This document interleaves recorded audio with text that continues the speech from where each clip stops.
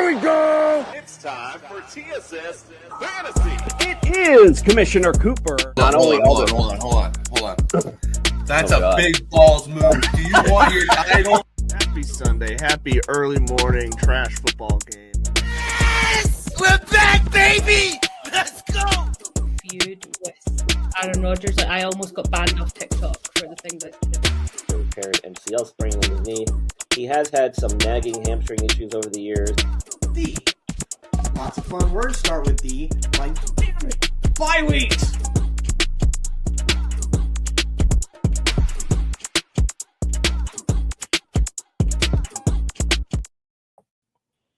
Oh, that's right, ladies and gentlemen. It is Commissioner Cooper, and it's time for TSS Fantasy.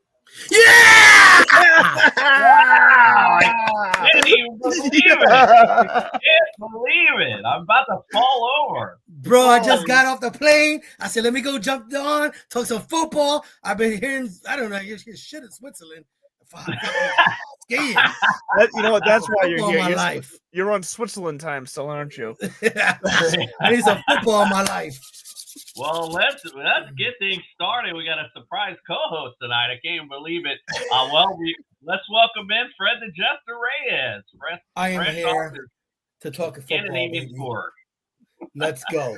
Let's go. Let's talk football. Andrew LeDuc, Mr. Sophistication himself, welcome into the studio, sir. Yes. And although we're talking football today, Ryder Cup started today. Team USA, they're fucking it. That's all I gotta say. They're fucking it. Listen, when you want some good golf news, go, of course, to Divots and Pivots right here on That Sports Podcast Network, hosted by Mr. LeDuc himself. Always check them out for your latest golf fix, if you will. All right, well, let's pay the bills real quick, and then we're going to talk some football. Of course, do us a favor. If you're watching on YouTube, hit subscribe, give us a like, throw any questions you have in there, hit the notification bell, all that kind of good stuff. We appreciate it. Little things stopping you from doing it, big things popping for us when you do. If you're looking for some daily fantasy, go to Fast Draft app. We'll double that deposit up to $50, and that is the promo code TSS. So make sure you check them out. Also, when you're looking for championship bling for your fantasy champion, look no further than Pro-Am Belts. All right, ladies and gentlemen, it is week 4, and you're either 0-3, 1-2, 2-1, or 3-0, feeling good, but we're here to help you out, get you a victory this week. Let's start off, of course, as we always do, with some injury news with Brian Scott from the Injured List Podcast. It's time to get your latest NFL injury updates with Brian from the Injured List Podcast. The doctor is in.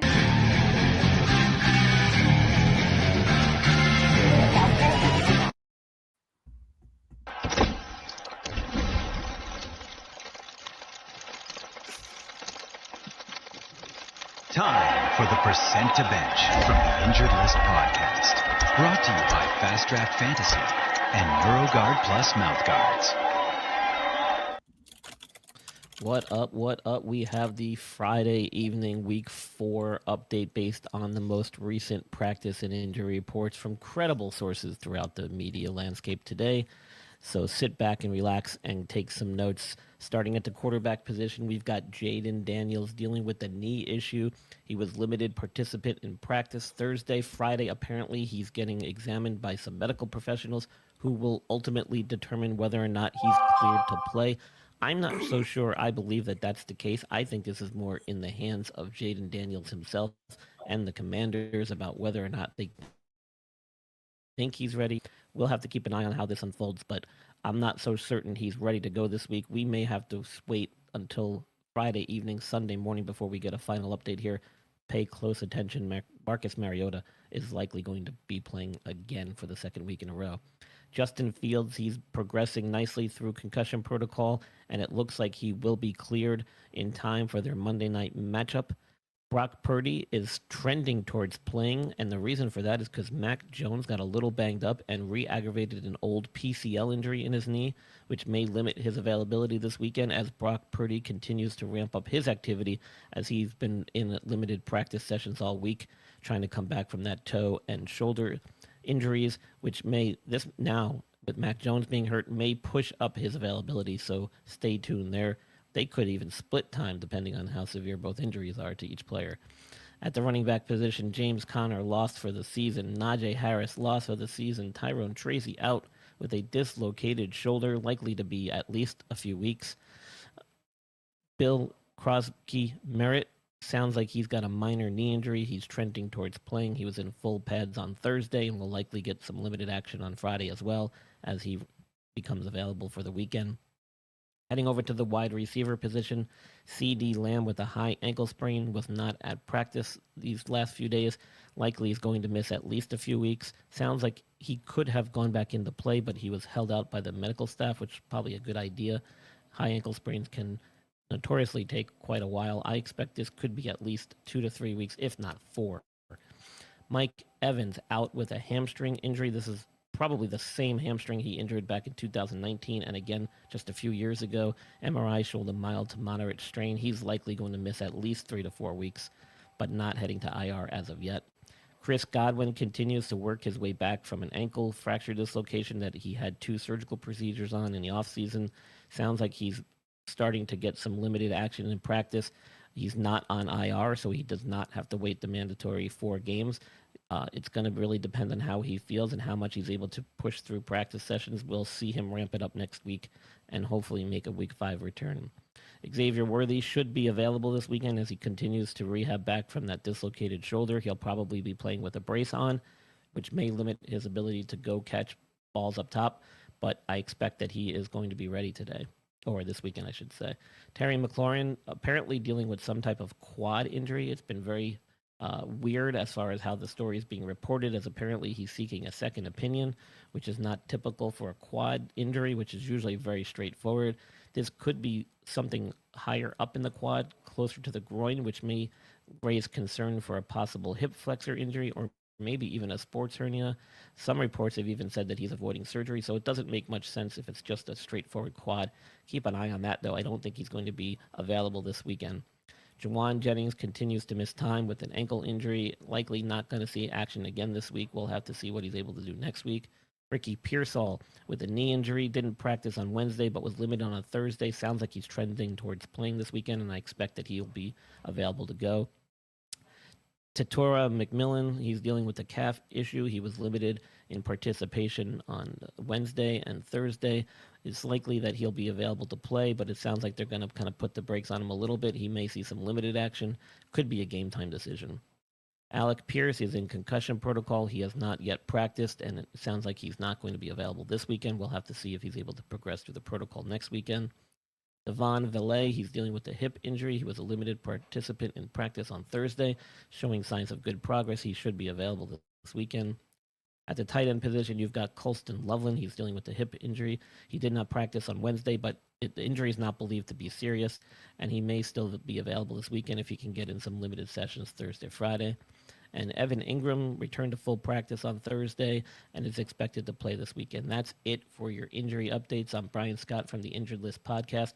Back to you, Commissioner Coop and TSS Fantasy. Dr. Michael Hutchison has harnessed the latest in neuromuscular dentistry and impact technology to develop a mouthguard that does more than protect. It enhances. NeuroGuard Plus isn't just a mouthguard.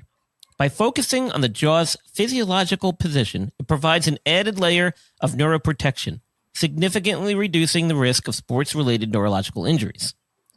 All athletes should be using a custom mouthguard designed to their bite position. NeuroGuard Plus was created as a means to maintain your physiological jaw position regardless of your bite. The appliance is designed to optimize your upper-lower jaw relationship to improve your strength, your balance, your oxygen intake, and drastically lower your chance of a concussion. Independent studies have shown that the NeuroGuard Plus will provide you with improvement to both upper and lower body strength. The same improvements were not present with a common mouthguard. Over 6,500 athletes have used the NeuroGuard Plus. Dr. Hutchison is happy to say that the amount of diagnosed concussions is 0.2%. The NeuroGuard Plus offers athletes, coaches, and parents an advantage to keep their players safe on the field. If you or your child actively participates in athletics, they need to be protected from the dangers of repetitive head trauma. Get your NeuroGuard Plus mouthguard today. Click on the link and use code ILP Sports for 10% discount on your purchase. I don't know if Fred knew or not, but we had a game last night. Let's talk about it. Breaking news. The boys from TSS Fantasy still don't know what the hell they are talking about.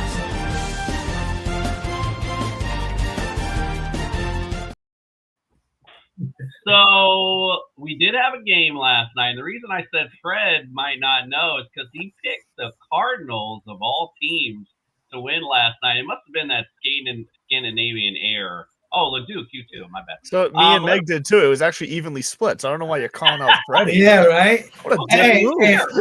And then he wins with a last-second 52-yard field goal. Like, I was gonna say we almost won that, Freddie. Like we almost got that right. Almost. I mean, now the first half of that, I mean, I could have went to sleep. I mean, it was a pretty boring game. It was 14-3. It looked like it was just going to be all Seattle. And then that third and fourth, the end of the third, fourth quarter, the Cardinal just came to life. So we'll talk about real quick. Sam Darnold, 242, 1 TD. Kenneth Walker, he had 81 yards on the ground. He led them, of course, but then Zach Charbonnet comes in and steals your touchdown for you. So unfortunately, Kenneth Walker owner is a little mad about that. JSN, 4 receptions, only 79 yards. Sam Darnold did a good job spreading the ball around a lot last night. AJ Barner with the touchdown for them.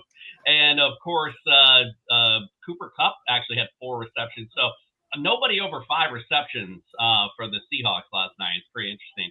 Kyler Murray, 200 yards, 2 TDs, had the 2 picks. He did run for 41 yards, so he had an okay day. Trey Benson, a little underwhelming for those who went and jumped to grab him. 8 carries for 35 yards, but he averaged 4.4 yards per carry. So they probably should have maybe leaned on him a little more. And we saw the Marvin Harrison. I don't know if you want to say it went from like a horror story to all of a sudden he bounces back. And I say horror story because he was 6 for 66, bad number there, but got a TD last night. So Trey McBride continues to be a PPR darling, 7 receptions for 52 yards. So LeDuc, we'll go to you first on your thoughts for last night's game. Yeah, so I'll start with the Cardinals there because I know Trey Benson definitely underperformed, but that was definitely a lot of game script. As you said, they were down early and they had to turn around and force the throws. Unfortunately, he did have 5 receptions, which somewhat saved him in PPR leagues because I think he still ended up with like 10 points, but we were still hoping for more than that because I am a Trey Benson owner. But yeah, the Marvin Harrison thing is crazy that he ended up with the stat line he ended up with because eye test alone, he looked terrible. So did Kyler Murray. I don't care if the stats say he threw for 200 yards and 2 touchdowns. Eye test, he looked awful. He just doesn't look like a capable quarterback, but whatever. They almost pulled it out somehow. The bigger concern is the Kenneth Walker stuff, like you mentioned, because for the first time really all season, we saw Kenneth Walker actually be quite efficient running the ball. He looked good running the ball. He had 81 yards, I believe. He even had a catch in there for 29 yards. So he actually looked efficient with his touches, but it is very scary being a Kenneth Walker owner myself to have Zach Charbonnet taking all the goal line work to the point to where Charbonnet was in there inside the 5. They got a penalty that pushed them outside the 5. Kenneth Walker got the ball, ran it to the 4, and they brought Charbonnet back in. And from one play to another, that is not. I remember watching that and just being so frustrated. That is not what you want to see. That hurts. I luckily do in my home league. I own both Walker and Charbonnet, so I have that going for me. But now this is just that nightmare scenario where it's they both ended up scoring pretty much the same amount of points at the end of the night, but that's so tough to be in that situation because Kenneth Walker's touchdowns just look like it's going to be very hit or miss this year. Well, it seems like they are Zach Walker. I mean, to be quite frankly. But, it's funny you brought that up because that's not normally how that works. Normally you'll see a guy go for, 6, 7 plays, whatever, a couple series. Then you'll see the spell back for a little bit. And then, so it's crazy that they've really committed to Zach Charbonnet being that goal line guy. Yeah. Fred, any thoughts on last night's game? Yeah, I kind of disagree with Duke over here when it comes to Kyler Murray. He actually had a good stat line, 27 to 41. And, he ran for the 41 yards, but the interception wasn't even his fault.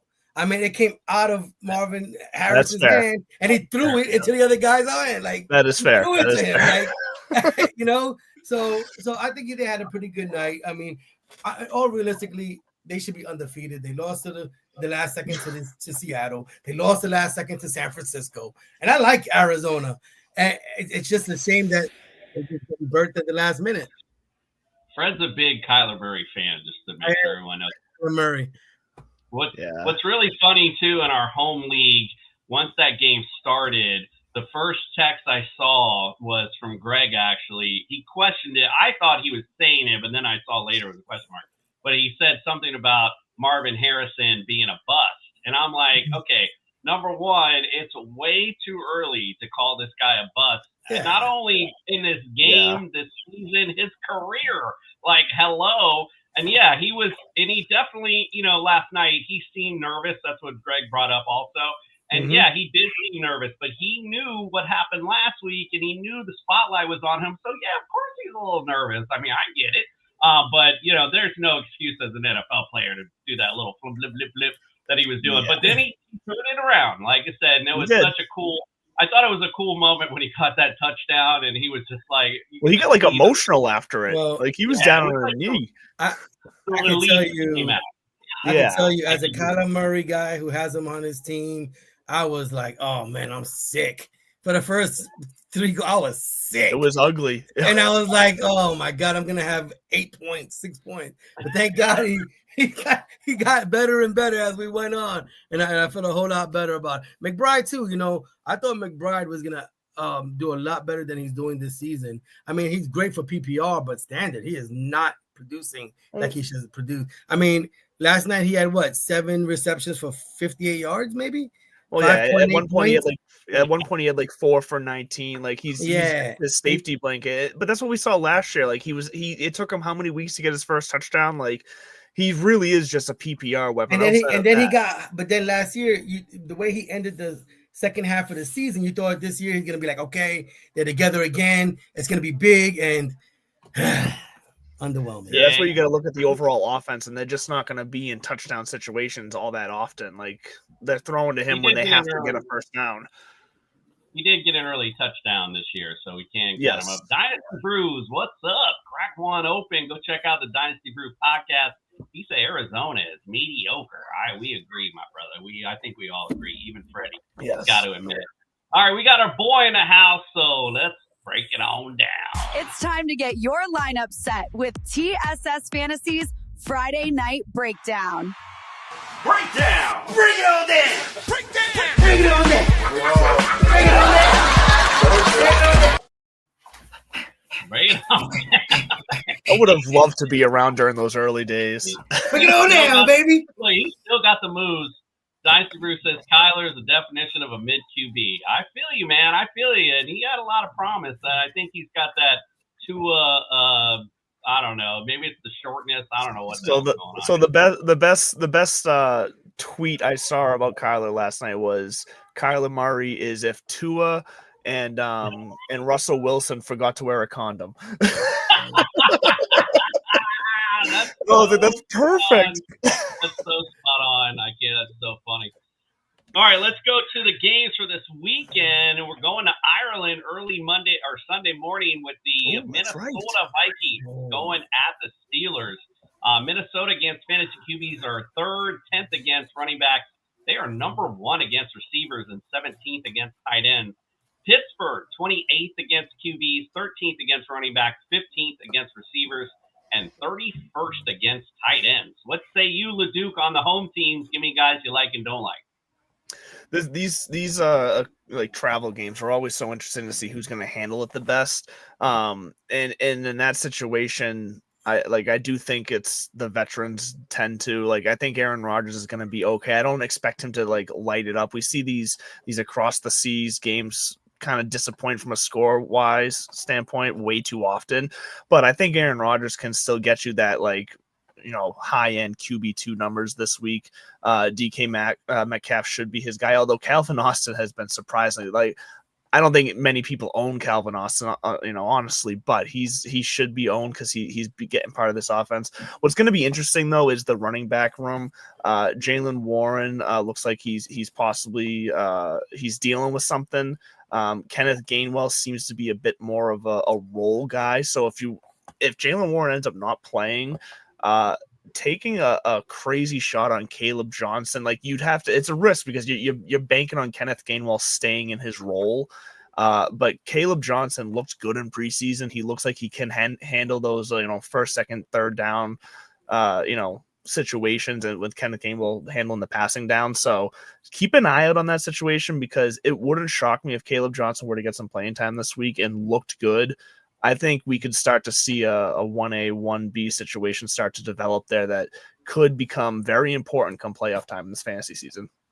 Probably available in a lot of leagues. I know in our league, someone just dropped him actually. So yeah, go check out and get him on your roster at least if you got someone you're not sure of. Fred, you good to talk about the Minnesota Vikings, guys you like and don't like? I mean, I only caught a little bit of their game last week. I see that Carson Wentz was the starter, and he was pretty proficient. 14 of 20, 2 touchdowns. Obviously, they lean on the run a lot. I think Jordan Mason had a great day, 16 rushes, 115 yards, I believe, and 2 touchdowns. So, I mean, if that's what you're going to have to do again, we can't let Carson Wentz's arm do all the work. If he's efficient, throw 70, 80%, a TD here or there, just give the ball to Jordan Mason, and I think they'll be just fine. Yeah, they're kind of running the offense the way they're running with J.J. McCarthy. Minnesota actually is a league low in passes thrown. And I apologize, I don't have the number here in front of me. But that's pretty ironic and really shitty, quite frankly, for Justin Jefferson owners. Not only that, you have the Jordan Addison coming back as well. So I know if you have Justin Jefferson, a lot of nervousness going in. But I think LeDuc, you hit the nail on the head, especially when it comes to who wins the game, because I feel like it is the veteran presence that is going to play out. I saw Carson Wentz last year come in, and it was not good. Last week he did okay, but trusting him to quarterback your team, going over to Ireland, I am just not feeling it for these Vikings. Although it's like a home game for him. He's going back home with his red hair. Yeah, I can. But yeah, I like Jordan Mason, and you could possibly see a resurgence because Steelers are one of their bugaboos been against tight ends. Might actually see T.J. Hockenson step up a little bit for once this season, so we'll see. They need him to. Yeah, exactly. All right, let's go to the next one. Commanders at the Falcons, and I know Brian did that early, and they did come out. There will be no Jaden Daniels nor Terry McLaurin. So, in fact, in one of my leagues, they had the Falcons D out there, and I grabbed them right quick. Because I need to add in there, too, also Noah Brown is also now officially not playing Sunday. So there was some updated injuries since Brian made that video. Yeah, no, so it's really going to be Deebo Samuel and Zach Ertz. I don't know who else is going to be the options after that. Maybe I dare to say some Luke McCaffrey. Got a touchdown last week. Might see some resurgence of him. We'll see. But Washington against fantasy QBs are 26th. Against running backs, they're 3rd. 25th against receivers. 23rd against tight ends. Atlanta, 4th against QBs. 6th against running backs. 4th against receivers. Number 1 against tight ends. Ooh-wee. What do you got to say about the home team, Mr. LeDuc? Give me guys you like and don't like for the Falcons. This Falcons team is pretty brutal right now. We saw 2 different teams so far this season. Last week was just an absolute disaster. It's a tale of pros and cons, because on one hand, Kyle Pitts actually is starting to look somewhat decent, which is scary to say because who knows how far it'll last. But on the other hand, Darnell Mooney, who was really a big reason why this offense took a new step last year, they are just Michael Penix is not throwing the ball enough to really prop up 2 wide receivers. So at this point, it's really just Bijan, Drake, and Pitts. You can't trust anyone else. I can't trust Penix because there's a real chance that Kirk Cousins comes back into this fold over Penix if he continues to look like last week against just a putrid Carolina team.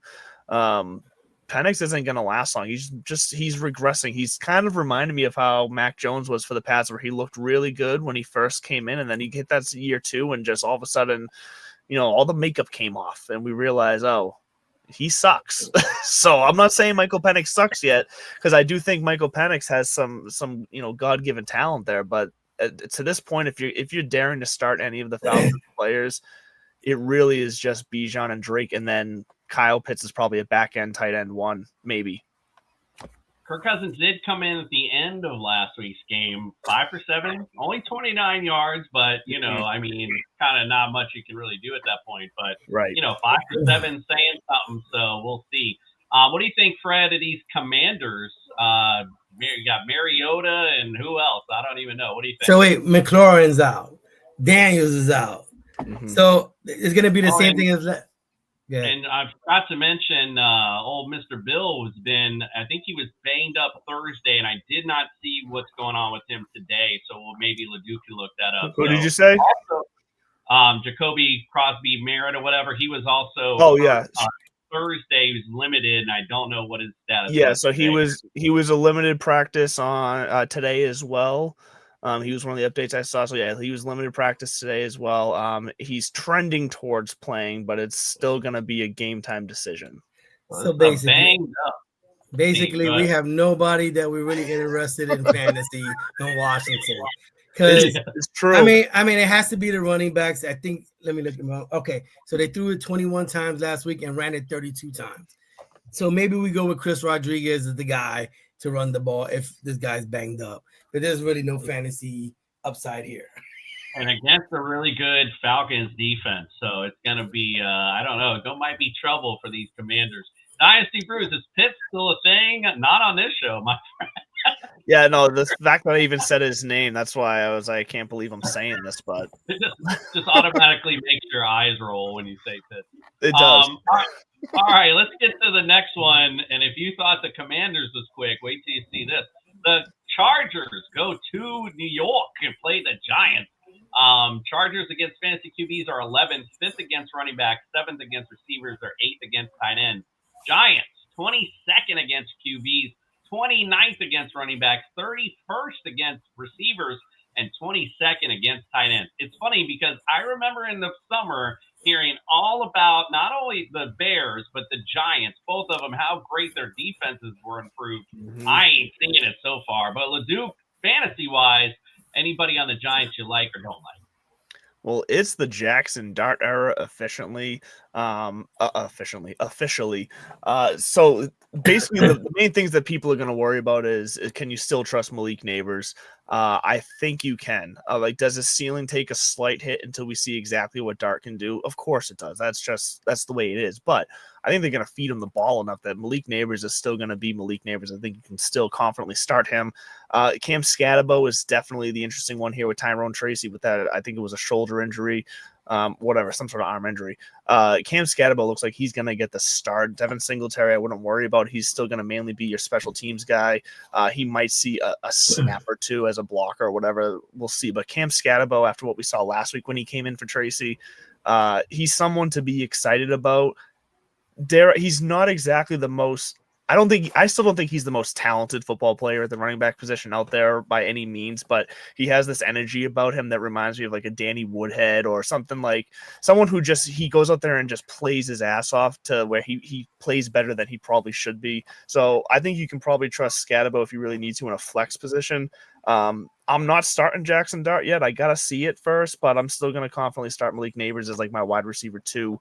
You probably have to start him as your wide receiver 1 where you drafted him, but I think you should feel okay with that. I think. Shout out to Dynasty Brews on the last game. Yeah, Zach Ertz to the right. Zach and Devo, bro. That's about it. Yeah. Devo's gonna make me eat my words, isn't he? Oh boy! All right, Fred. Well, you got the easy one with the Chargers. Tell me who you like and don't like. You like everybody on the Chargers. You like Justin Herbert playing like an MVP. Quentin Johnson, Keenan Allen. Double-digit targets last week. You know who's kind of pissing me off is my number 1 receiver, Ladd McConkey. Me too. This guy right here, man, he's killing me right now. He's killing me. But I can't complain too much because I looked it up and he still had 7 targets, which is pretty good. So, Herbert threw the ball 47 times last week. I don't know if he needs to do that again. Hopefully most of it go to McConkey. But like I said, you start everybody. Even Omari and Hampton had 19 carries with a TD last week.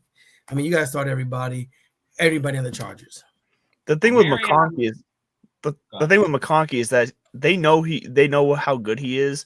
At some point, they're gonna have a game where they just say this is the game we get him going against a Giants team that is this Giants team. I guess it's on the road, but it might be that perfect time where it's gonna either come this week or next week. Because unfortunately, I am in a position where I have both McConkey and Quentin Johnson, and part of me is like, do I start Quentin Johnson over McConkey? Which makes me sick to say that, but Quentin Johnson's been better to this point. But I know that game's coming, so I got to ride with McConkey still. I got to start him. We got to start him. Yeah, they're gonna get him going at some point, and this could be the perfect kind of situation to get him going. But you know how hot Dabo's seat must be for him to start Jackson Dart. I thought they're gonna wait till week 6. Week 4 against the Chargers. And he came out on like Tuesday and confidently said we're starting him the rest of the season. He was like, I'm doing this now. I am done with Russell Wilson, he said. No question about it. In this matchup on the Chargers side, I do love Omarion Hampton. I think this is going to be a great game for him. He might even made his way to a Sunday morning cartoon. We'll see if we'll have to tune in to find out Sunday morning. Also, in this matchup, somebody that I wanted to give a shout out to, shout him out in the summer, Oronde Gaston, bro. This is his time right here. No Will Dissly, shitty defense. Watch out for your boy, Oronde Gaston, if you need someone to stream this week. We got a comment from Dice where he says, it's time to trade Ladd. Freddie, since you're a Ladd owner, do you feel like it's time to trade him away? Not necessarily yet. I remember last year they started clicking more towards the middle of the season, but I am a little bit concerned when Keenan Allen came back. I was like, oh man, and he's been getting a lot of targets. So there's a twinge of concern. I'm not gonna do a fire sale yet. I'm not gonna start going crazy, but by week 5 or 6, we got to see Ladd do something. I mean, let's be honest. Keenan Allen's not gonna last all season. Like this is a nice return. It's a nice return for him to LA, to the Chargers. Like we should have expected. We didn't talk about it enough. Shame on us. We should have seen this coming. But let's be honest, he's 30-something years old. Like it's not gonna last. He's got a history of hamstrings and back problems. Like I think if anything, it might be a time to buy low on Ladd because I agree with you, Freddie. I think the second half of the season, everything's gonna be just fine. It's just we gotta get there. I like it. All right, let's get to the next matchup. Dynasty Bruce, thank you so much for your comments. We appreciate you. Let's go Titans at the Houston Texans. Boy, this should be a great matchup. Titans against Fifth. QBs are 7th. They're 30th against running backs, 28th against receivers, 11th against tight ends. On Texans side, they're 10th against QBs, 24th against running backs, 18th against receivers, 10th against tight ends. So who do you like on the Houston side? The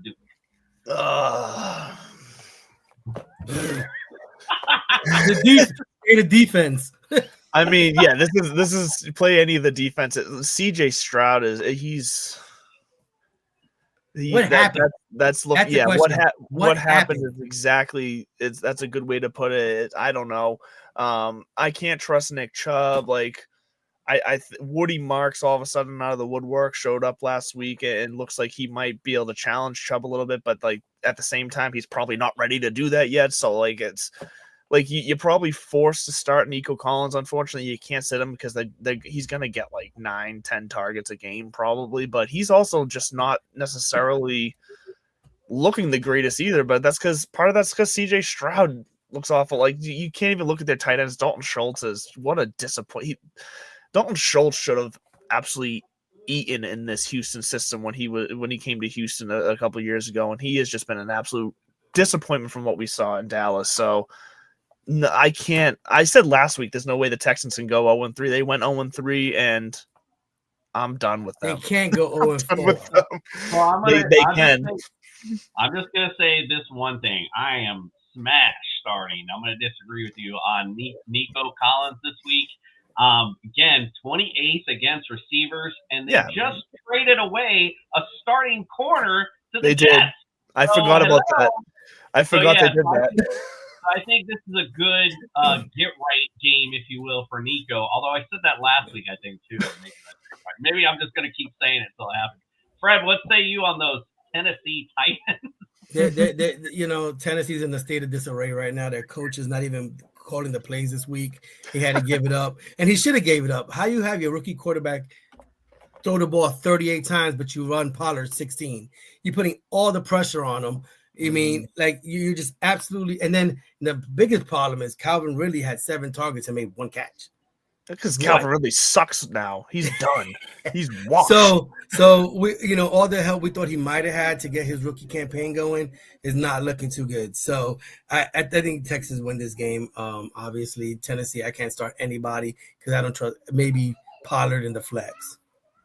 I think Dynasty Brew bring up a good point too. This Iron Manor kid is really came to play this year. So I think he's kind of flex worthy too, if you will, depending on obviously your lineup.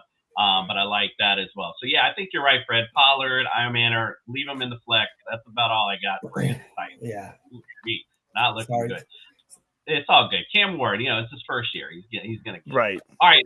So finally a good matchup to talk about. Let's talk about the Eagles against the Bucks. Eagles against fantasy QBs, they're 13th, 12th against running back, 17th against receivers, 4th against tight ends. Bucks 23rd against QBs, 18th against running backs, 12th against receivers, 6th against tight ends. So what do you say, LeDuc? Who you like on the Buccaneers? Oh, this one's interesting because there is that small chance Chris Godwin gets back in it this week, which I think will be interesting because with Mike Evans out, unfortunately, Emeka Egbuka and Chris Godwin are pretty much play the same position when it comes to playing the slot. That's their strength. So it will be interesting if Chris Godwin gets on the field, how they balance each other out. I personally think that this is a sneaky game where Baker Mayfield could come out and just because of game script kind of throw the ball all over the place. I could see them taking some shots in this game. So I'm going to confidently start Baker Mayfield as a back end QB1 or as a super flex. Definitely.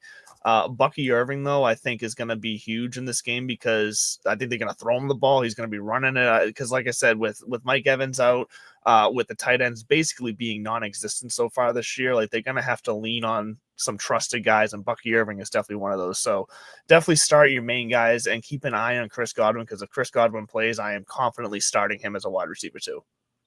Yeah, I see that to me, like Godwin would be maybe more flex, even though, it's, I get it makes sense. I mean, Mike Evans out, but how in NFL shape is Chris Godwin right now? So he's been out for quite a while.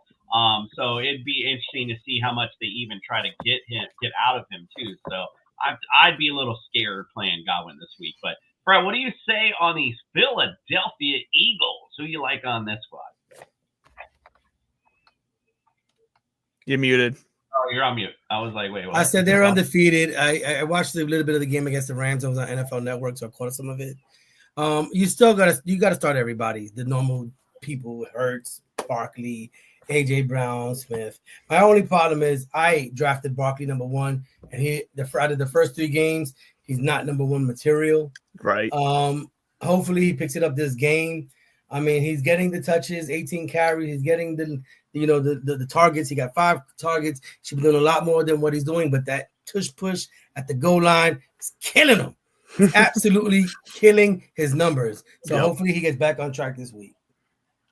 I like it. I actually like Devonta Smith this week. I think he's going to have a decent game. He always plays well against the Bucs. I think this goes a little back and forth. I think what the Eagles saw, and I could be wrong, mind you, but what they saw in that Rams game as playing this conservative run football is not working. And it seemed like to me, because of course I got to watch the Eagles in this house, that they were running the same play set where they would try to run on first down, try to throw on second down. And it was just like we could see it all happening.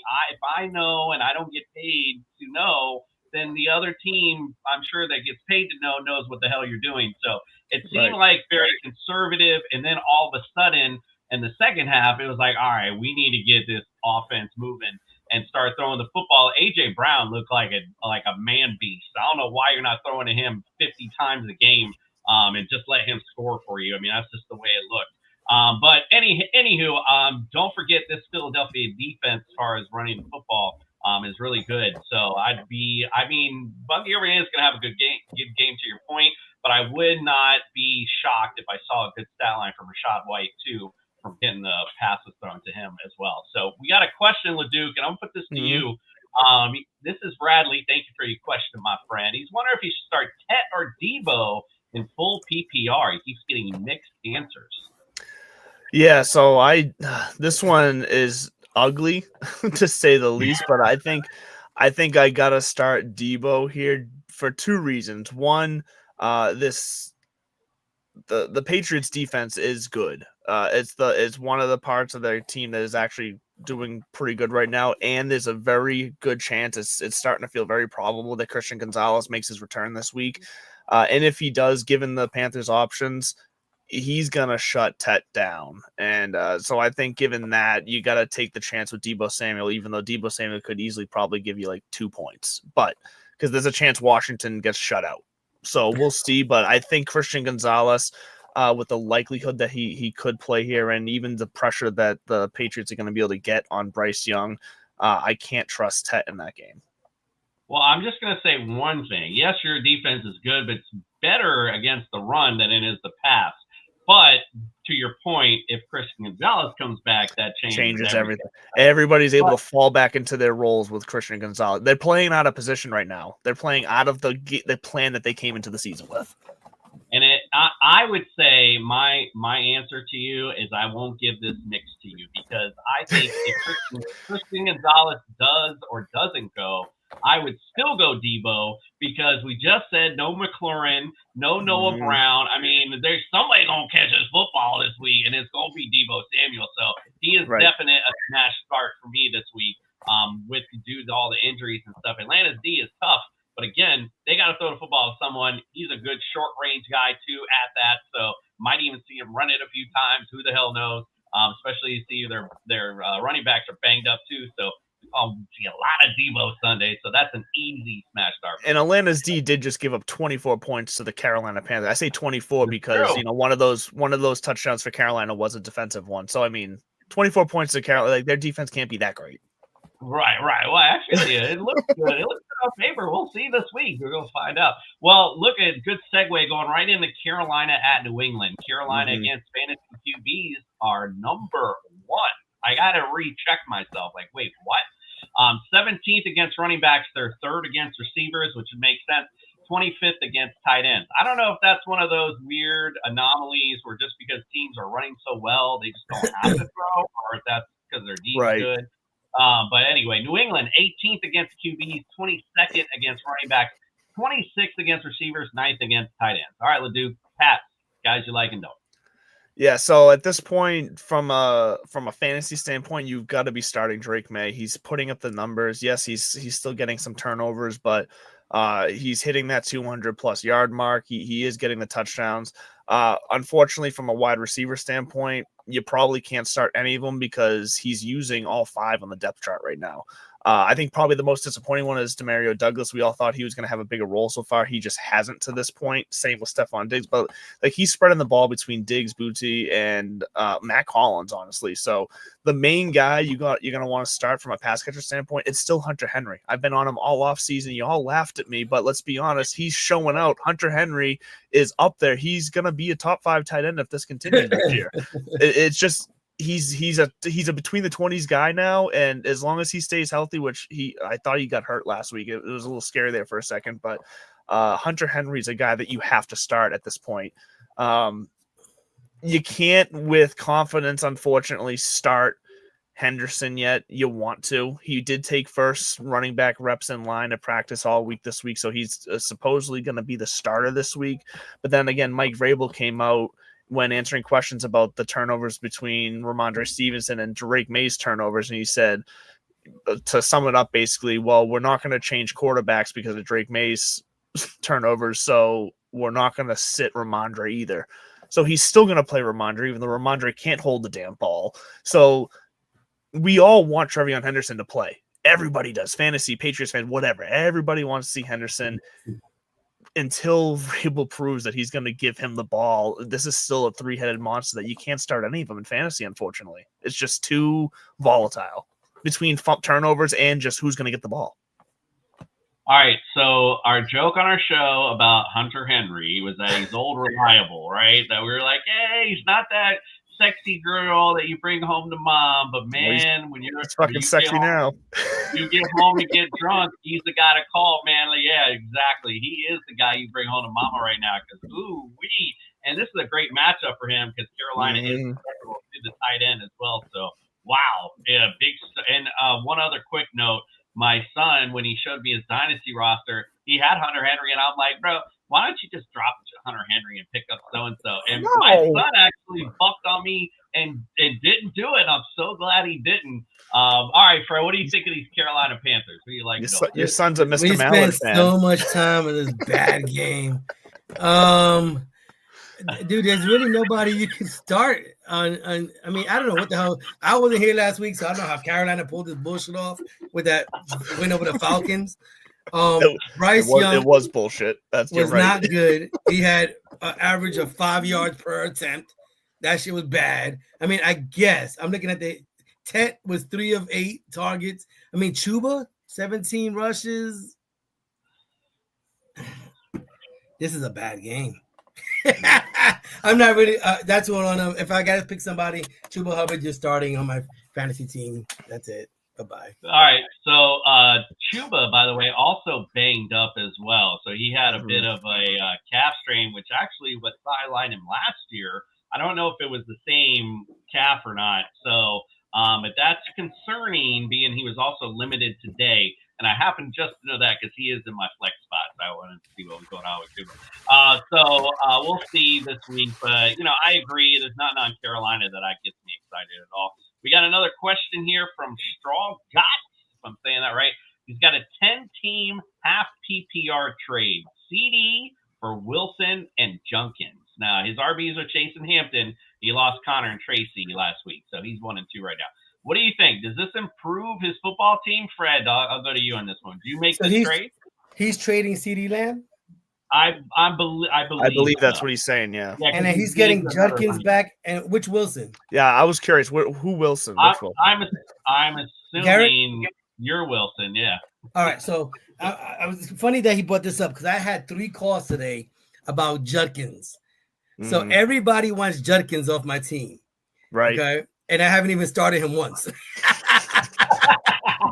Well, that's why they're calling you. This is my first week starting him. But he's confirmed. It's Garrett Wilson. Listen, I'm definitely going to go. I'm going to make the trade use. You lost CD for 4 weeks. You're 1-2. You got to jumpstart your team.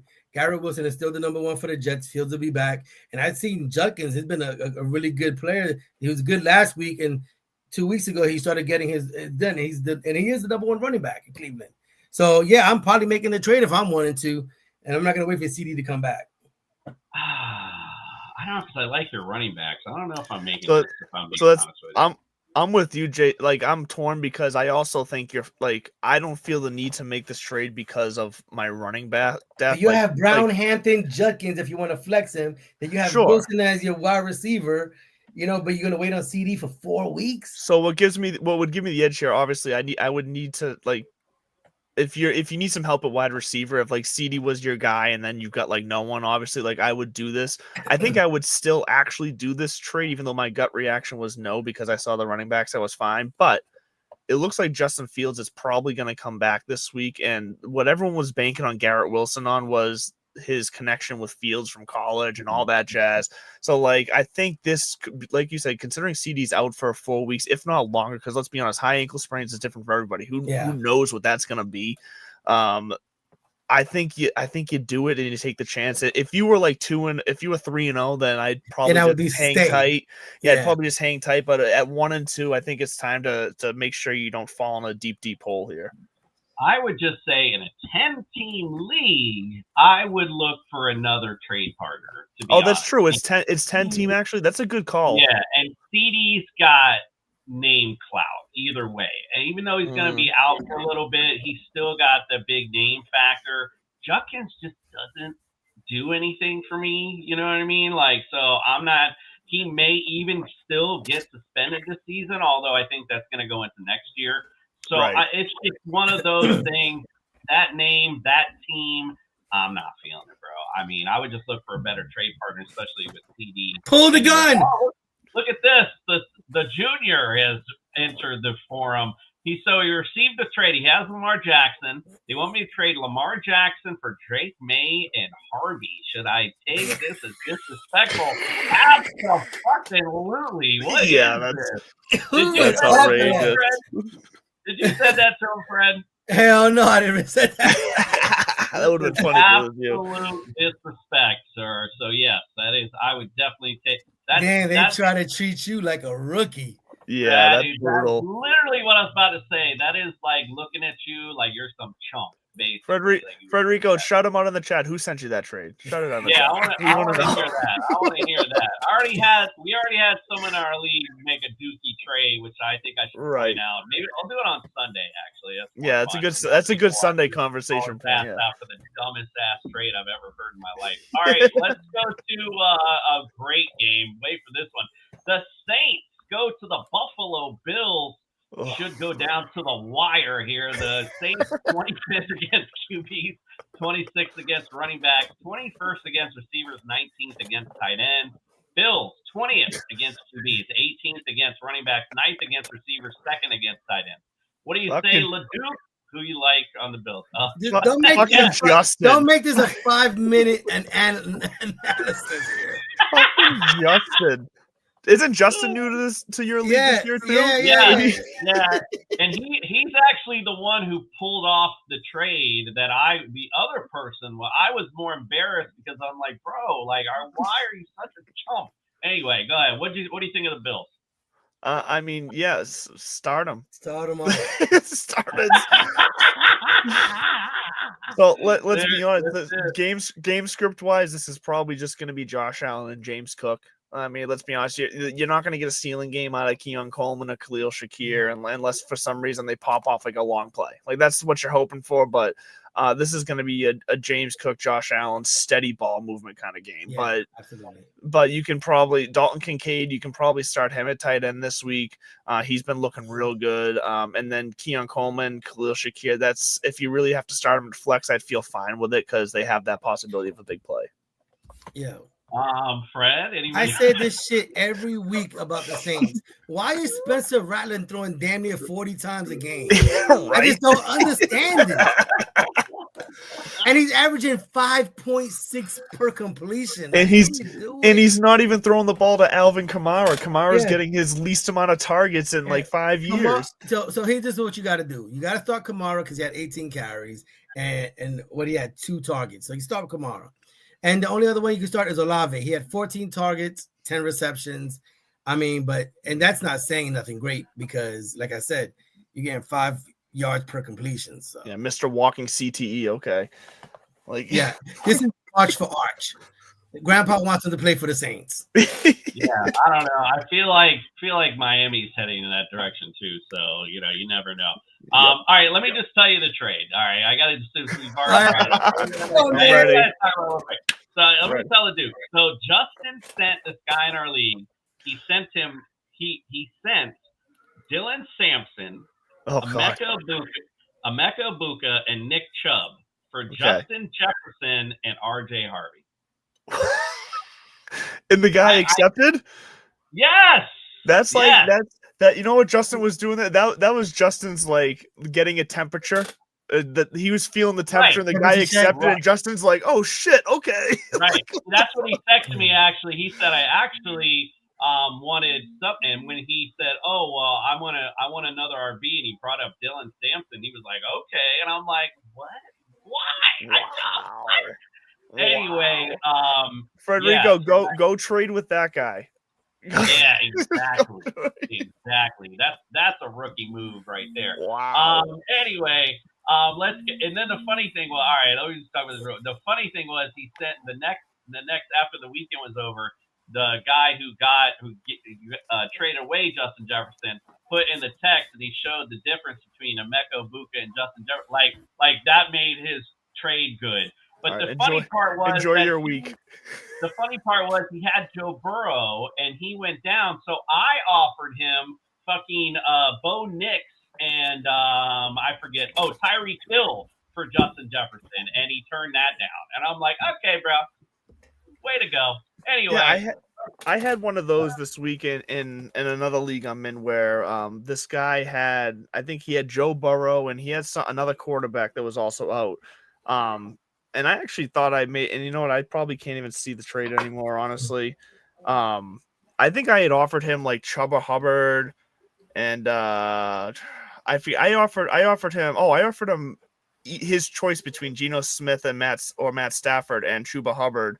And I think it was, I forget who it was for, honestly, but it was a trade that made sense where he was actually winning the trade and it was giving him a quarterback he could start when he has no quarterbacks on his roster that's actually playing this week, and he rejected it. And I was just like, dude, like, I'm actually kind of helping you here, man. What is going on? I gotta try to find the trade now. I can't. I gotta find it. People are funny. Keep talking. All right, let's go. Browns at the Lions. Another barn burner. The Browns are 15th against QBs, 9th against.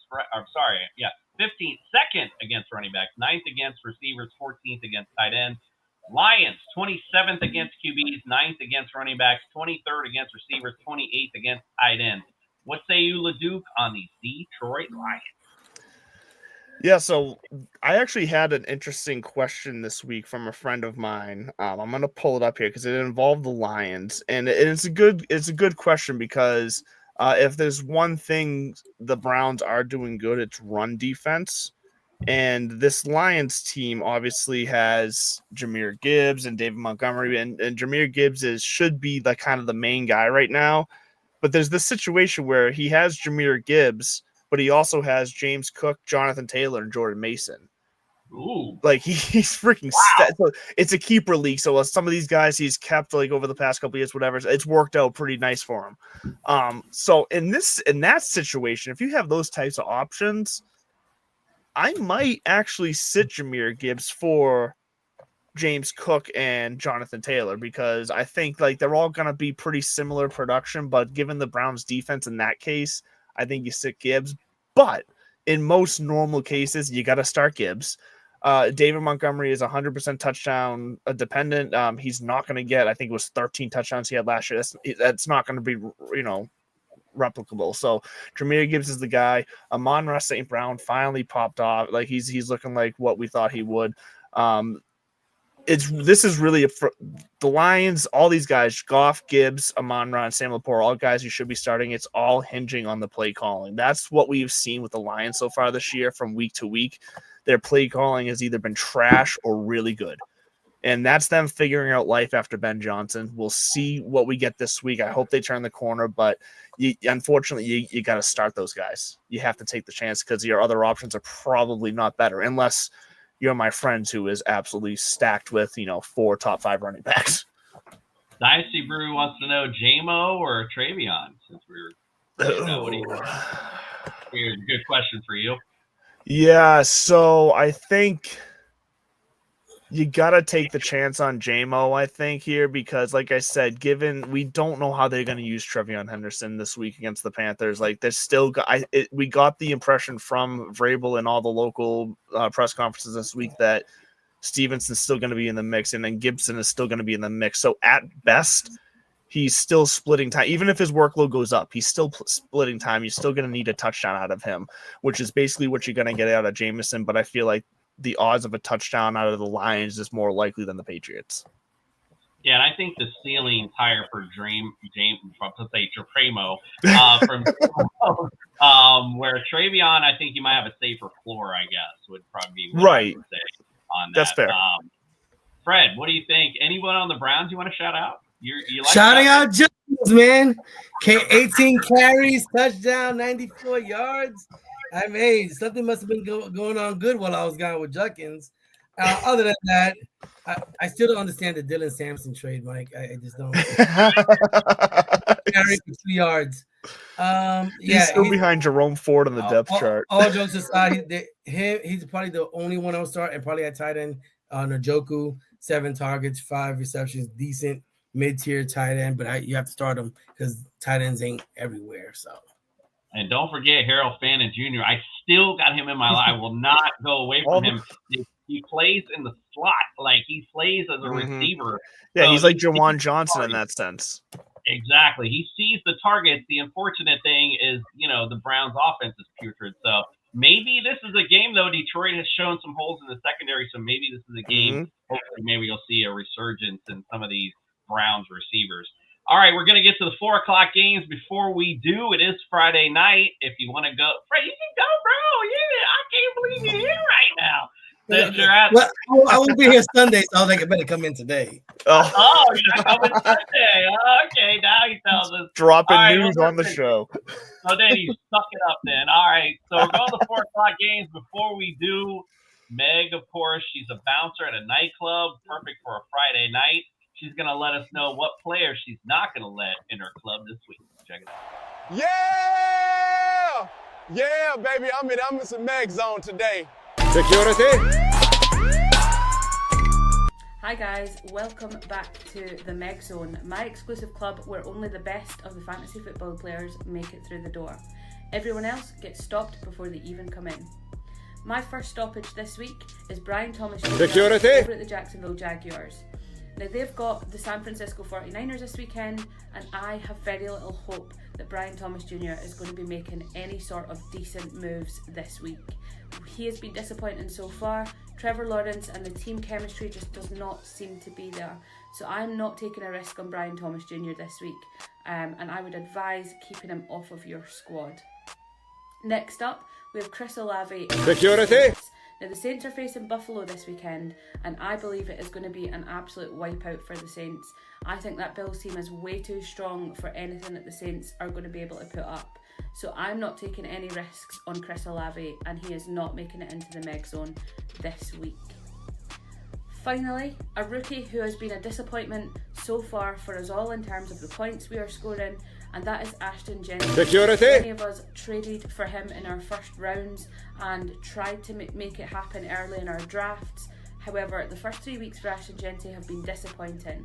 Now they face off to the Bears this weekend, and both teams have got so much to prove. I would not be taking a risk on Ashton Jennings. I don't think he's going to be that explosive player that everyone thought he was going to be, and I definitely don't think he's going to be getting too many points in fantasy this weekend. So Ashton Jennings, you are also not making it into the MEG Zone. For more hints, tips and tricks on who is making it to my team and who I am picking up in fantasy football, follow me across all platforms on Ballers_Meg for all the advice that you could need. Security. Yo, I was stuck in London today for 6 hours. Everybody talks like Meg. Can I get some bangers and mash? Call her up. They're like, yo. I was at the airport for 6 hours here, and everybody's eating bangers and mash. Nice, love it. All right, let's go. Let's go. You talk about you want to leave and shit, and like here you are talking about your bangers and mash, delay and everything. All right, let's go. Jacksonville Jaguars at the Niners. Jags against fantasy QBs. Got a decent beat this year. 12th against QBs, 4th against running backs, 27th against receivers, 7th against tight ends. The Niners, 9th against QBs, 7th against running backs, 6th against receivers, 20th against tight ends, but without Mr. Bosa for the rest of the year. What do you think, Leduc? What do you like on those Niners? Yeah, so update to Jawan Jennings. He did return to practice today. It doesn't say if it was limited or full, unfortunately, but after missing Wednesday and Thursday, I'm assuming it was limited. So his status for Sunday is still unclear, so we'll see there. Ricky Pierce also questionable, as Brian said earlier. So all that said, Brock Purdy is making his return. I think you got to start Purdy because if anything, he's still going to just throw the ball to Christian McCaffrey, as we've seen so far. Mac Jones did that. Christian McCaffrey is still lighting it up from a PPR standpoint. And outside of that, if Ricky Pearsall plays, you start him as probably a flex guy at this point. But I really think this offense is really just Purdy and McCaffrey at this point, because I was kind of hoping Kendrick Bourne would have a resurgence here in San Francisco, but we've yet to see it. So keep an eye on him. But at this point, it's still just Purdy and McCaffrey. I think it might be to see a little bit of Ricky Pearsall this week too. What do you think, Fred, about them? If he's healthy. All right, Yeah. so see, I'm a little bit confused about Jacksonville, okay? Because I know the Texans were going to have a decent defense this year. Trevor Lawrence threw 50% last week, okay? ETN, you got to start 16 carries, touchdown. You got to start him. I get worried about Brian BTJ, and because Parker Washington had more targets than he did, right? And I'm like, but then again, Trevor Lawrence is 20 of 40, so I don't know really what to do. So I'm like, don't start Lawrence. I'll hold off on everybody. Start ETN, and I still have to start BTJ because you probably drafted his ass high. Yeah, Travis Hunter's been a bit of a disappointment, say the least. I mean, he's been a great DB. Well, yeah, that's true. How about Bashal Tootin? It may be flex worthy because he seems to be getting a lot more carries. Could see a little bit more of him this week as well. And a point up for the 49ers. Dynasty Bruce says DeMarcus Robinson is back. Put him in $1 on him to score a TD. Put $1 on it. I want to make sure we remember that one for sure. All right, let's go. Colts at the Rams. Colts against fantasy QBs are 5th, 14th against running backs, 14th against receivers, 18th against tight ends. Rams 17th against QBs, number 1 against running backs, 19th against receivers, and they are 16th against tight ends. So who do you like and don't like on the Rams, Luke? So Devontae Adams has at least 8 targets in all 3 games so far, including 13 in week 2 against Tennessee. I know he had a bit of a minor hamstring pop up, but it looks like he's going to be okay to play this week. So Devontae Adams, at this point, you got to fire him up because Puka Nacua is also going crazy as, up there with the number 1 receiver conversation, but Devontae Adams is right behind him. All this given, Stafford is still only like wide QB 16 or so right now in fantasy. So it's kind of, the math doesn't seem to math. But from a PPR standpoint, Puka and Devontae are must starts right now. I'm starting Devontae in multiple leagues as my wide receiver 2, behind guys as my wide receiver 1 like Ladd McConkey and whatnot. But Devontae Adams honestly has been better than McConkey to this point. Kyron Williams he looked good last week, carried the ball 20 times, 94 yards. So that seemed to fend off all the concerns about the Blake Corum stuff after that terrible matchup against Tennessee and a kind of a lackluster week 1 against Houston. But looking good against Philly. I'm a little worried about him against this Colts defense, though. It feels like it might not be a Kyron Williams game. So I think you got to start him as a running back too, but I'm not confident in it. I'd be willing to listen to some options between him and other guys. But really the main guys here, Nacua and Adams, you got to start them everywhere. All right, Fred, what do you think? Is this going to be the Temple of Doom for Dr. Jones? What do you think of the Colts? Man, listen, bro. I mean, you possibly have the best running back in the league on the Colts right now. Mm-hmm. That is awesome. You got Daniel Jones, proficient. Like, who is this guy? I mean, 18 of 25 with a TD, QBR, 1 of 95. So, yes, I'm going to run with Jonathan Taylor, obviously. I'm going to run with Michael Pittman, obviously. He's been killing it. And you know what? If you don't have a good quarterback running, Daniel Jones might not be a bad idea. I like it. It's going to be an interesting game, that's for sure. It's going to be a good game. Speaking of good games for fantasy, how about the Bears and the Vegas Raiders? This might be a decent fantasy game, to say the least.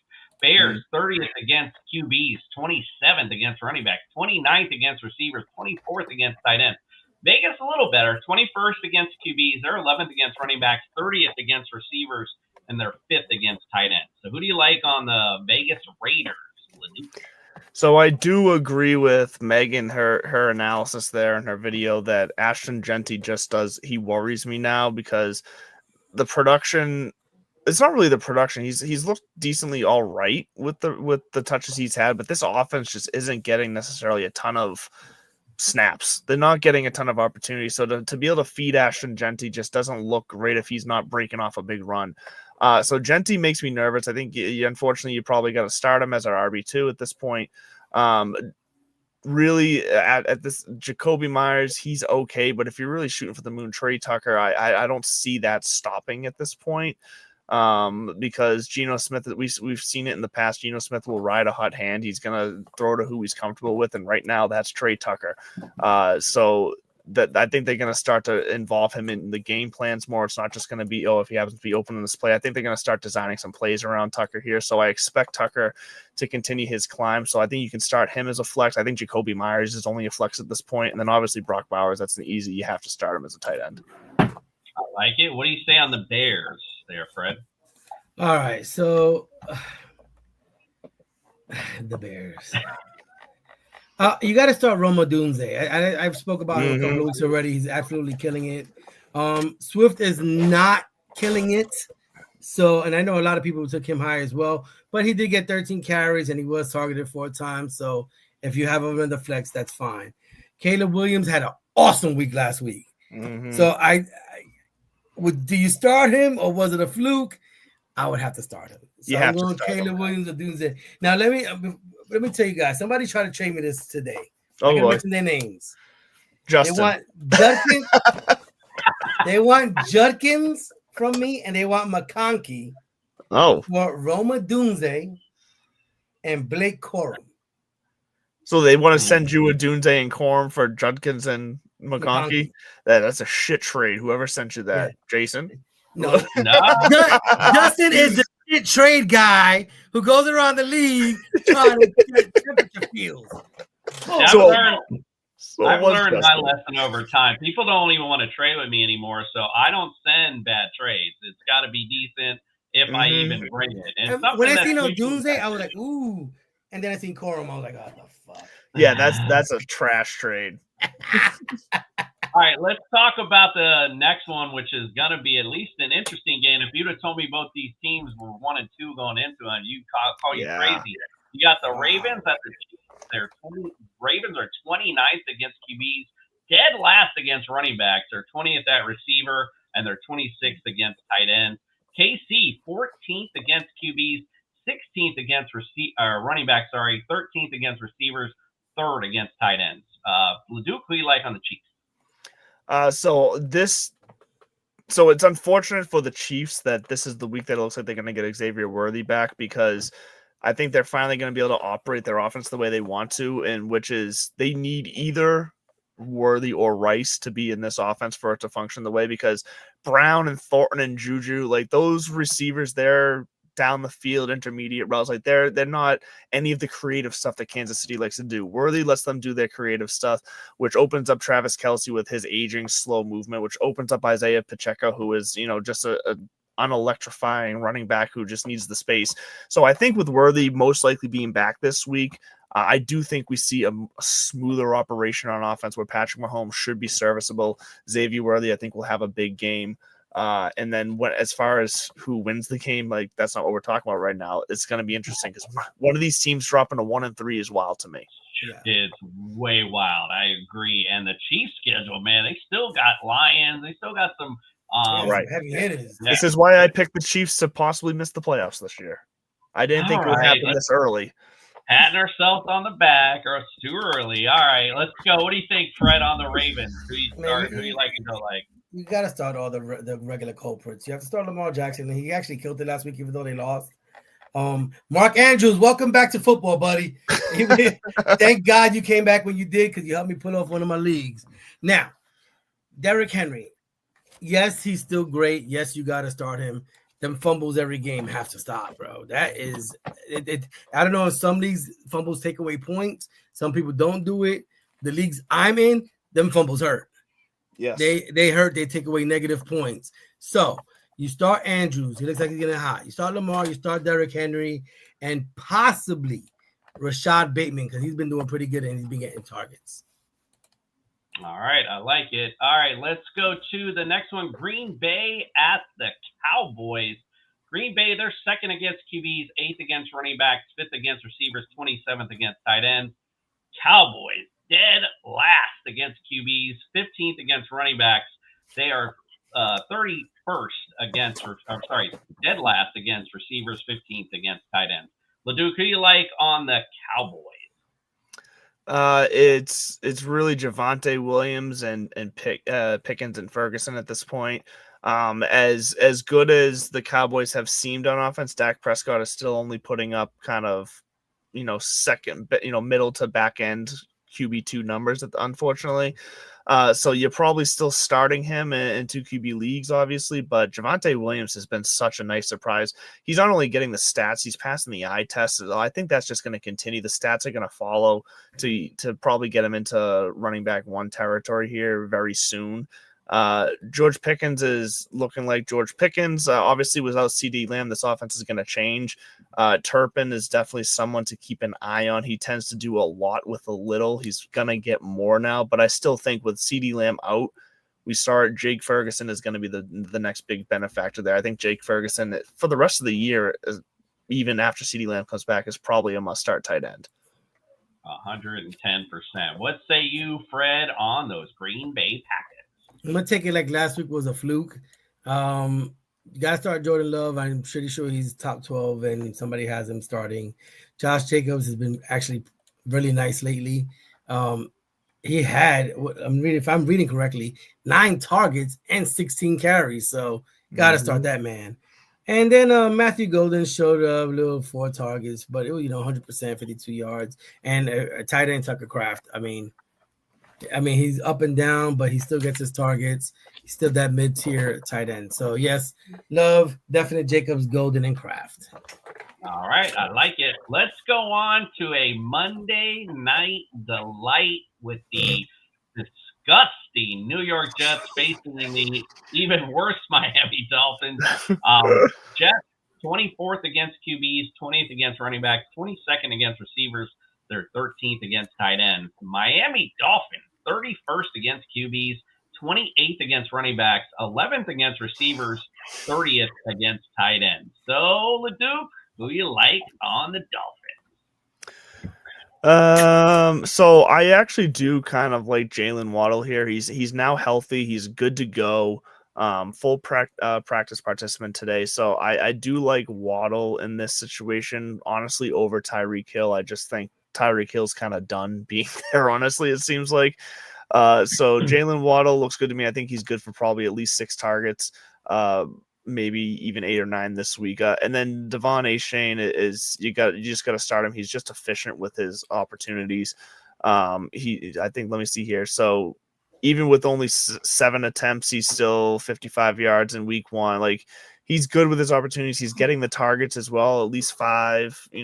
Last 2 weeks, he's had 9 and 10 targets in the passing game. So you got to start Achane, and then you got to start Waddle as well, I think. Tyreek Hill, you're probably going to have to start him, but I think Waddle outperforms Hill this week. See, I disagree. All I constantly see is Waddle and his fucking ass off the field. So, and I think Tyreek came back pretty decently last week. So I like Tyreek in this matchup. But what do you think, Fred? Who you like and don't like on your disgusting ass team? I actually agree with the Duke. Sauce has to cover 1. He has to cover Tyreek. Anyway, you have to start Garrett Wilson, 13 targets last week with the backup quarterback. Justin Fields throws him the ball all the time. He is a must start, Garrett Wilson. Now, what's concerning me is Breece Hall. After that one game, we're back to the bullshit. So, and Justin Fields is probably going to run the ball again. So, my only definite is Garrett Wilson. And if you have to start Fields and you're about between that 10 to 13 quarterback, I'll start Justin Fields. Breece Hall concerns me. Yeah, and I think as well he should. No, I actually think this is going to be a good Breece Hall day, to be quite honest with you. Miami is very susceptible to pass catching back. So I think Breece Hall will have. I think Garrett Wilson, because the corners over there are not good. Yeah, that's so true. All right, let's go to the Bengals at the Broncos, because no one cares about the other game. 19th, the Bengals are against QBs, 31st against running back, 16th against receivers, and they are 29th against tight end. Broncos, 8th against QBs, 21st against running backs, 8th receivers, 12th against tight end. Leduc, who you like on the – I'm sorry, Dynasty brought this up. Worried about Corum, Eaton, and Williams touches. I actually do agree with that. We were talking about that earlier. I do think Corum is starting to see a little bit more in this offense. So, yeah, quite a bit. All right, so my bad. Let's go, Leduc, talk about those Broncos. Who do you like? Yeah, so Bo Nix, Cortland Sutton, easy start. Unfortunately, the Troy Franklin thing was a nice thought last week, but it just didn't happen. So it's you can't really start him at this point. But Sutton and Nix easy starts. J.K. Dobbins, I think, is going to be a running back one this week. In a positive matchup, he's got a touchdown every game so far. It's a fun story to watch. He's him and Javonte Williams are the two guys this year that you just kind of rooting for. So J.K. Dobbins, I think, big week this week. Probably going to be a top 8 running back, I believe. All right, I like it. On the Bengals, Fred, who you like and don't like? We might see a bad repeat of last week because the Broncos got a good defense, and you can't start Jake Browning. You can't start. I mean, Chase Brown had 10 carries for a whopping 3 yards. I mean, all you got to do is stack the box, and he's in trouble. Even Jamar Chase went 5 of 6 for 50 yards, no TDs. So this might get ugly again really quickly. I mean, you got to start Jamar Chase because of the way you drafted him. T. Higgins is getting really hurt with this. 2 targets with only 1 catch. Only Jamar Chase, and if you have to, Chase Brown. But I think they're stacking the box this week. And Broncos also defense a little embarrassed last week, I think, by their performance. So, Jake Browning also, though, embarrassed last week by his performance. So we're going to see who is even more embarrassed. But I think the Broncos at home, especially, it's going to be trouble for Jake Browning this week. So, I agree. There's not much I like on the Bengals side this week. But you got to start Chase no matter what. No matter what. All right, well, that'll do it for all of our games this week. Before we head out, of course, though, we got our boy, Andrew Leduc, who gets sophisticated with Mr. Mallard, bringing some sophisticated starts of the week. It's time to bring some sophistication to your fantasy lineups with Mr. Mallard.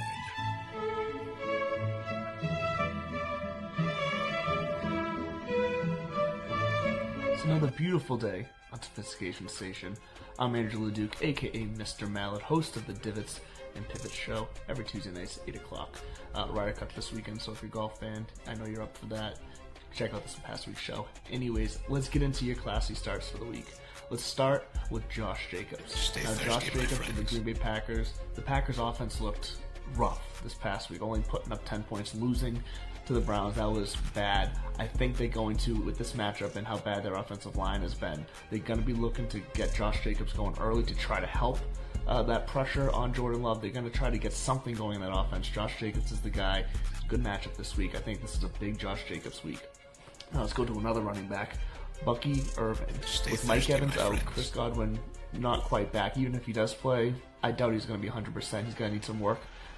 Baker Mayfield in that offense is going to need somebody outside of Emeka Egbuka. So I think they're going to be leaning heavily on their running backs, specifically Irving, to throw him the ball, hand him the ball. I think it's another big week for Bucky Irving to really get things going here in week 4. So look for Bucky Irving as well for classy starts. And then last but not least, the guy I've said before, but I got to keep pounding his name, it's Hunter Henry. I've been on him all year. He's proven now he's not just a red zone guy. He's in between the 20s too. He is the offense for the Patriots, and Drake May has top 10 passing yards so far on the season when it comes to fantasy quarterbacks. So look for Hunter Henry to keep that train rolling as he passes through Sophistication Station. If you want those classy starts again, it's Josh Jacobs, it's Bucky Irving, it's Hunter Henry. Stay classy, my friends. Stay thirsty, my friends. Now go win your fantasy matchup with class.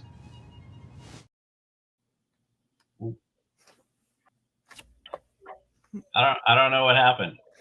Can you hear me? Can hear you, but I don't know where you are. There you are. I don't know what happened. All right. Anyway. All right. Well, bye, Fred. See you, Freddie. He did his due diligence. Came in tonight since he's not showing up on Sunday. Speaking of that, wake up with us at 8 a.m. on Sunday morning. You got to wake up early because you got 9 o'clock football. So we'll see you at 8 a.m. We'll give you all the latest and greatest. We'll break it down for you for the week, give you some picks, as well as some betting advice. We got our ultimate DFS lineup. And, of course, we got our new Sunday morning cartoon. And, of course, Fantasy Jesus to close things out. All right, guys. Well, we appreciate you joining us tonight. Thank you for joining us and throwing in your comments. We appreciate you. From all of us, we are out.